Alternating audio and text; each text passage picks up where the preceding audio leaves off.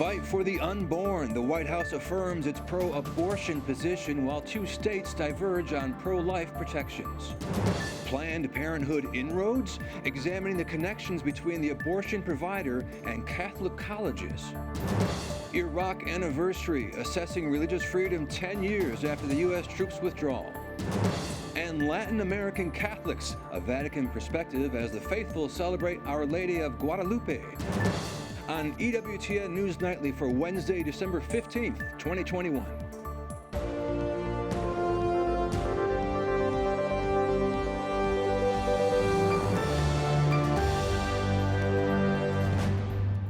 Good evening from Washington, D.C. I'm Owen Jensen, in tonight for Tracy Sable. President Joe Biden gets a first-hand look at the tornado damage in Kentucky. The commander-in-chief flew there today to meet with survivors and survey the recovery efforts there. He praised the community response. What is the most impressive thing you've seen? I meant in terms, I start off thinking in damage. And they said the way you all come together, the way people just come out of nowhere to help as a community. And that's what we're supposed to be doing. That's what America's supposed to be. The president took a walking tour of Mayfield, Kentucky, one of the worst-hit cities. More than 30 tornadoes tore through Kentucky and other nearby states, killing at least 88 people. One tornado path was 200 miles long. Thousands of residents have lost their houses or are without power tonight. Vice President Kamala Harris drew applause from Democrats last night when she reiterated her support for abortion. Democrats stand for workers' rights. We stand for women's rights, and we believe that the right of a woman to make a decision about her own body is non-negotiable. The vice president spoke at the Democratic National Committee fundraiser, which was billed as a holiday celebration. She said recent elections represented a tax on workers' rights, women's rights, and voting rights. Arizona is asking the Supreme Court to allow enforcement of a law which bans abortions in cases of Down syndrome or similar conditions. The emergency request comes as the High Court weighs pro-life protections in other state laws. Meanwhile, Wisconsin's Attorney General says he would not enforce pro-life laws if the Supreme Court issues a decision to overrule Roe v. Wade. Earlier this month, Wisconsin's governor vetoed 5 pro-life bills. The Attorney General and Governor face re-election in 2022. America's Christian colleges and universities have also become a battleground for abortion-related issues. Students for Of Life America conducted a study looking at 783 Christian colleges and universities. The study concluded 1 in 8 schools had ties with Planned Parenthood. The goal was to identify the schools working with the abortion provider and urge them to develop other pregnancy resources on campus. Joining me now to discuss is Lauren Enriquez, Deputy Media Strategist for Students for Life of America and Students for Life Action. Lauren, welcome. Great to see you. What was the key takeaway in your study? What jumped out at you the most? Well, over 100 Christian and Catholic universities in the United States had a relationship with Planned Parenthood when we did our research. That was 1 in 8 Catholic and Protestant schools in bed with Planned Parenthood. The good news from our takeaway is that when we take action, we privately reached out to each of these 103 schools. 1 in 3 of those agreed to cut ties with Planned Parenthood after we spoke to them. That was encouraging. And what was really encouraging to me as a Catholic was to see that Catholic universities were the most likely to cut ties with Planned Parenthood when this was brought to their attention. So we went from 22 Catholic universities that had ties with Planned Parenthood. That number dropped down to 8. Now, we want to encourage people to help us continue the push to urge these Protestant and Catholic schools to cut ties with Planned Parenthood. There's still 69 schools that do have ties with Planned Parenthood out of the 784 in the United States that are Christian and Catholic universities. People can do this at our website, studentsforlife.org/Christian schools. They can find out whether their favorite Christian school has ties to Planned Parenthood. And if it does, we have action items there for you. Well, that is excellent that you are helping sever those ties. Now, one question I have is are these schools sanctioned? Connections between the school and Planned Parenthood, or is it student groups, or how specific is it? We have a variety of what we called infractions, which were versions of relationship with Planned Parenthood. So in some cases, the most common form of relationship that Christian schools have with Planned Parenthood is they list Planned Parenthood as a student resource, whether that be a sexual health resource or an LGBTQ resource or an academic resource. They list Planned Parenthood as a resource for their students. Another very common form of relationship that we found was schools, these Christian schools, offering academic credit for their students to go and intern with Planned Parenthood. And also they promote Planned Parenthood as a career opportunity. So these schools are encouraging their students who are earning a degree at a Christian institution to go and use that degree in service of an institution that kills more than 350,000 children per year. So there were a variety of ways that these schools were tied to Planned Parenthood. That is absolutely stunning. You're telling me students can get credits for classes at Christian colleges going to work for Planned Parenthood? That's correct. We did find schools that were offering academic credits for internships. The good news is, like I said, 1 in 3 of these schools cut ties with Planned Parenthood after we spoke with them, and we hope that more will. That is very enlightening, obviously very troubling, but thank you very much for bringing that to light. I'm sure everyone in our audience appreciates your hard work in that endeavor. Keep it up. Let me continue here. What pro-life resources have been instated at the schools that no longer work with Planned Parenthood? Yeah, so not only were we looking at all 784 schools to see which ones had relationships with Planned Parenthood, but on a more encouraging note, we were looking to see which Christian schools are promoting the local, free, nonviolent pregnancy resources in their communities as an alternative to Planned Parenthood.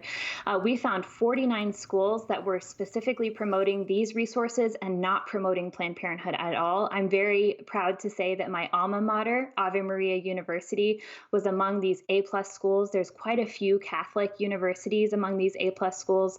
Ave Maria was offering a program called Campus Care, where one of the things that they do as part of that initiative is students volunteer to babysit for fellow students who have children so that they can attend classes, and not only academic classes, but also extracurriculars. And it was really encouraging after seeing all the bad news of the Planned Parenthood relationships to see how many schools were really going out of their way to promote these pro-life resources. And we hope to see all the pro-life, all of the Catholic schools and the Christian universities in the U.S. follow in those 49 schools' footsteps. Well, I think you opened up a lot of eyes tonight. Thank you very much for that. And for parents sending their kids to some of these schools, they may want to check that out. Lauren, thank you very much for your time. Great to see you. My pleasure. Moving on now, Congress is nearing the end of its session. They've raised the debt ceiling and passed a national defense bill, but President Biden's Build Back Better Act awaits action, and that's causing Republicans to sound alarms about inflation. Capitol Hill correspondent Eric Rosales reports. The Build Back Better Act is next on the Senate's agenda. Republicans say if the bill passes, inflation will rise. We have raging inflation, we have raging debt, and we have raging spending, and if this bill passes, raging tax increases that are going to harm the economy and further drive the inflation problems we face today. Other Republican senators agree, arguing the nation's economic future is at stake. It seems like a really bad time to be talking about spending a whole lot of new money in the economy that would further exacerbate this inflationary problem, this crisis that we're currently experiencing. But Senate Democrats insist the bill scored for 10 years by the Congressional Budget Office will actually lower inflation. In the BIF, a lot of Republicans voted for an infrastructure bill that does not go out 10 years. The bottom line is we have said that anything that's extended 10 years we will pay for, and it will not create any inflation because we're paying for it. Republicans tell me that's not the case. Inflation is everywhere, and you don't have to explain that to people. They can see it when they go to the gas pump or when they sit down for their Thanksgiving dinner. And apparently the Biden administration just wants to pour more gas on the fire. The Senate parliamentarian is reviewing the Build Back Better Act, and Democrats hope to finalize it and bring it to the floor before they leave for Christmas and New Year. At the Capitol, Eric Rosales, EWTN News Nightly. The fifth hearing in the trial on the purchase by the Vatican Secretariat of State of a commercial and residential building in London took place Tuesday. EWTN Vatican Bureau Chief Andreas Thonhauser has details.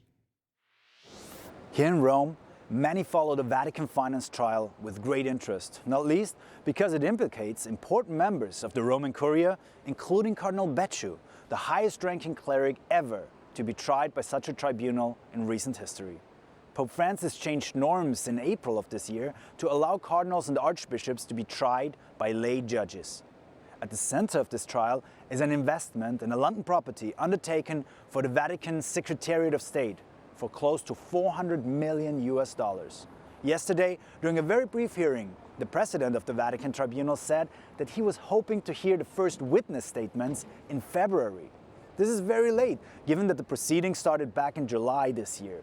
Due to procedural problems, the prosecutors had to reinvestigate some of the defendants. The next hearing is set for the 25th of January. We'll make sure to keep you updated. A lot is at stake for the Vatican with this trial. In Rome, Andreas Thonhauser, EWTN News Nightly. Pope Francis says make room for the word through silence. Impariamo di San Giuseppe a coltivare spazi di silenzio. At his weekly talk, the Holy Father invited Catholics to learn from St. Joseph how to cultivate silence. The Pope also underlined how Joseph's silence is not mutinous, but is instead a silence full of listening. A building fire at a popular 38-story skyscraper in Hong Kong has hospitalized more than a dozen people. Many jammed an open fifth-floor porch while awaiting rescue. Firefighters reached them with an extended ladder. Nearly 800 people were evacuated safely before the fire was extinguished. Authorities suspect an electrical fault in a switching room as a possible cause. Russian President Vladimir Putin hopes to see China's Xi Jinping at the opening of February's Winter Olympics Games in Beijing. Рад возможности выйти с вами на прямую видеосвязь.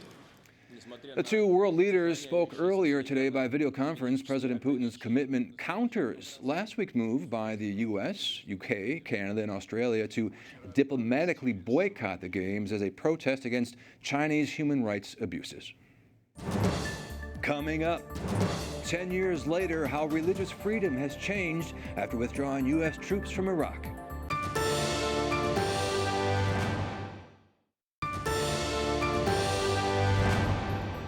A decade ago, President Barack Obama pulled U.S. troops from Iraq. Since then, the country has struggled with political strife and instability. Many Christians living in the region face religious persecution. Now, Pope Francis, you'll recall, visited Iraq earlier this year to address the dwindling number of Christians in the country. Joining me now to discuss is Eric Patterson, Executive Vice President of the Religious Freedom Institute. Eric, welcome back. Great to see you.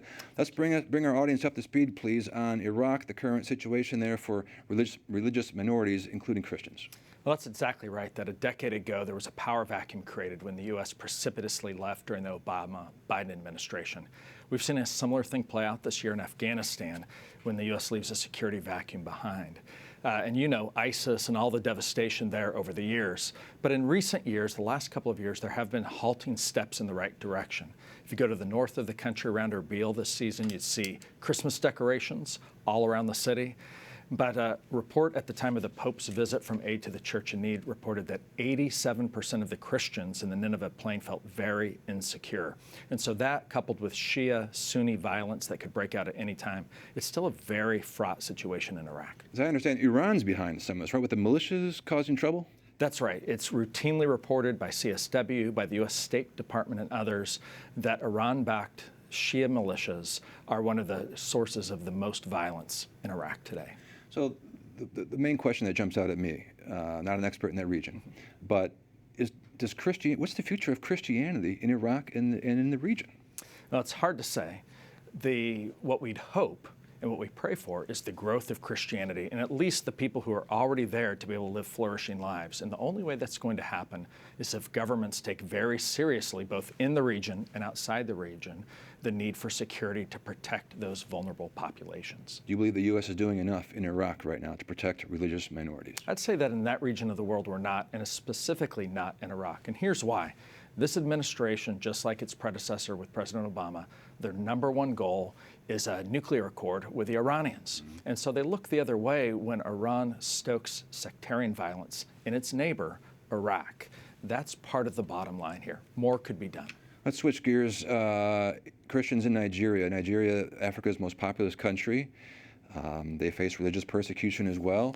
And just recently, some senators wrote to Secretary Blinken, essentially asking, and I'll read the sentence here, it says, religious, and there he's up on the screen, says, religious people in Nigeria face severe persecution at the hands of radical terrorist groups and even their own government. In fact, more Christians are murdered for their faith in Nigeria than in any other country. And this has to do with they wanting to know why Nigeria was taken off the list of countries of particular concern regarding religious freedoms. Can you wrap that up and maybe make that a little more succinct for me? Sure thing.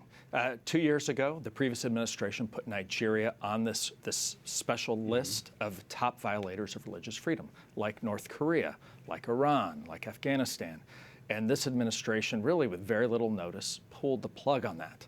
Why? Why? They must know what's going on. They know what's going on. This administration says that these killings, whether it's Muslims killing Muslims because they're too moderate in the north or they're a different faith community, and especially Muslims killing Christians, they say, well, that's just really has to do with land or water rights or political access. It has nothing to do with religion.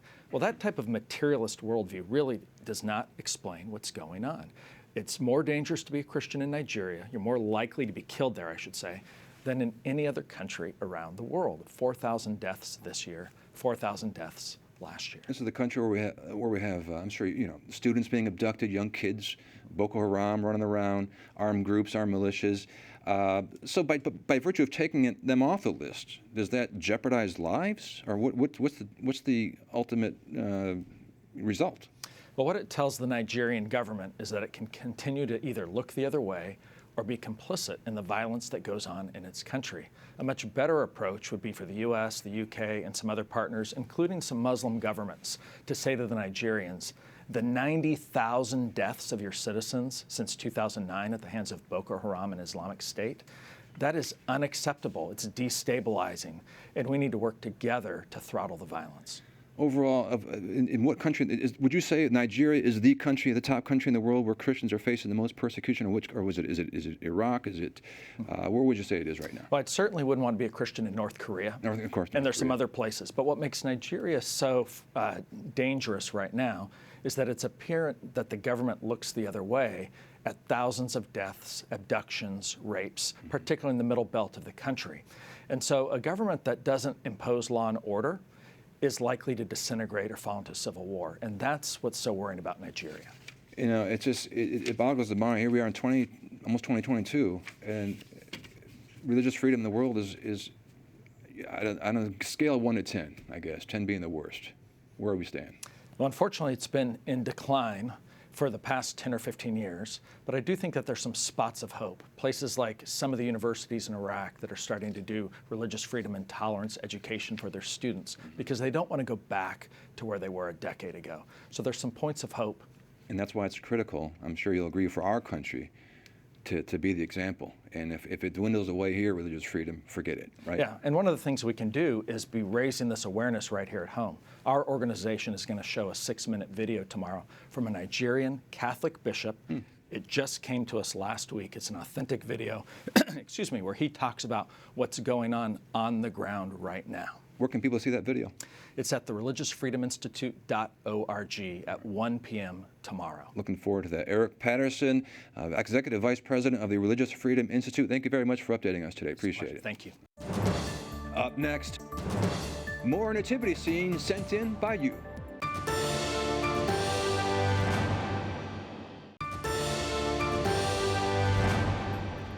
A group at the Vatican founded in the late 1950s is dedicated to studying and working with the Church in Latin America. The Pontifical Commission for Latin America studies Catholic life and how to strengthen the faith in Latin America. That part of the world features more than 24 countries and more than 600 million people. Joining us now from Rome is Rodrigo Guerra, Secretary of the Pontifical Commission for Latin America. And let's get right to it. Bring us up to speed for our audience. How is the Church doing right now in Latin America overall?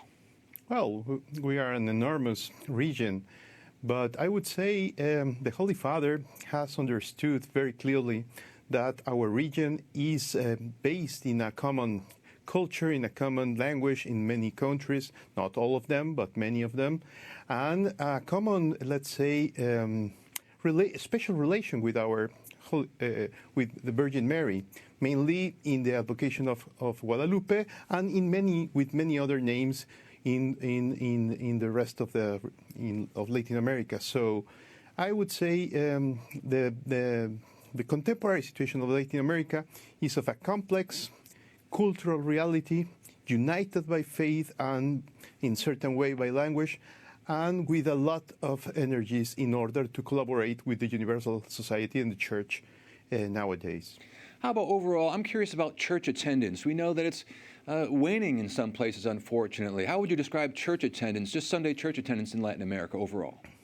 Yeah, many scholars have understood the situation of Latin America as an example of a process of ordinary secularization, but this is not very accurate, because even in the countries like Uruguay or maybe Chile that are more influenced by secularist tendencies and trends, we can find that in the moments of trial, in the moments of death, in the moments of injustice, in the moments of pain, faith reappears.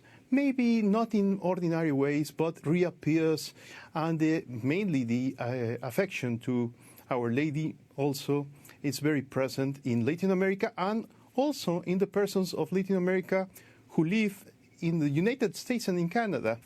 And of course, we just celebrated the Feast of Our Lady of Guadalupe, which is particularly important in Mexico. Tell us about some of those celebrations, if you would, please. Yes, December the 12th is always an enormous celebration in Mexico, but also in some other countries of Latin America. The Holy Father decided to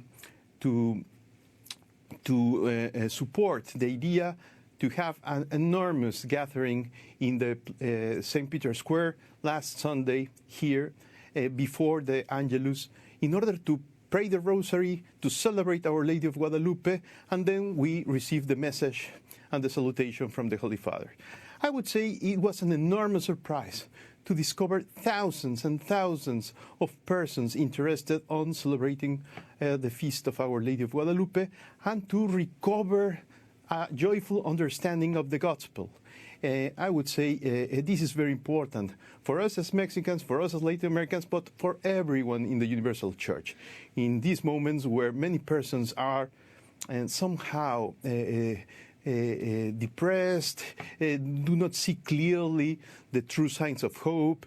In some occasions they have some doubts about even about the Pope.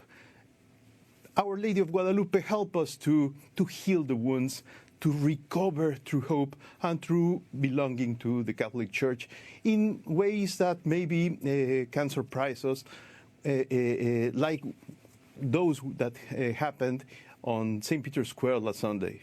Rodrigo Guerra Lopez, Secretary of the Pontifical Commission for Latin America, thank you very much for your time today and for joining us. God bless. Merry Christmas. Oh, thank you for your patience, and as we say in Mexico, I am at your orders in the Pontifical Commission for Latin America. Thank you. And now we want to share with you some nativity scenes before we leave tonight. The Ariano family kicks it off in Stockdale, Texas. They sent us this picture of their creche. Very impressive. Isn't that beautiful? This one comes from Mrs. Lillian Duran in Florida. She says she and her husband saw this in a hardware store right after getting married way back in 1953. Way to go. They put it on layaway and eventually brought it home. Very, very special. Karen Lappin sent in her family scene. Her mother, Maureen, wanted to share it with you all. It's the family's first Christmas without Tony, Maureen's husband, and we are praying for you this Christmas. Two more, this time videos. Down in Cindy Seabreck in Redfield, South Dakota, says this is a treasured nativity scene. It was purchased 30 years ago. And finally, a unique German manger scene from Bill and Terry Moore in Pleasanton, California. That's really neat. Thank you very much for sending this. EWTN News Nightly at EWTN.com is the email address if you want to share your nativity scenes with us. You can also send them on Facebook and Twitter. Please include your name and location, and you could see it featured right here on EWTN News Nightly. We thank you very much for watching tonight, and for the entire EWTN News Nightly team, I'm Owen Jensen. Good night, and God bless.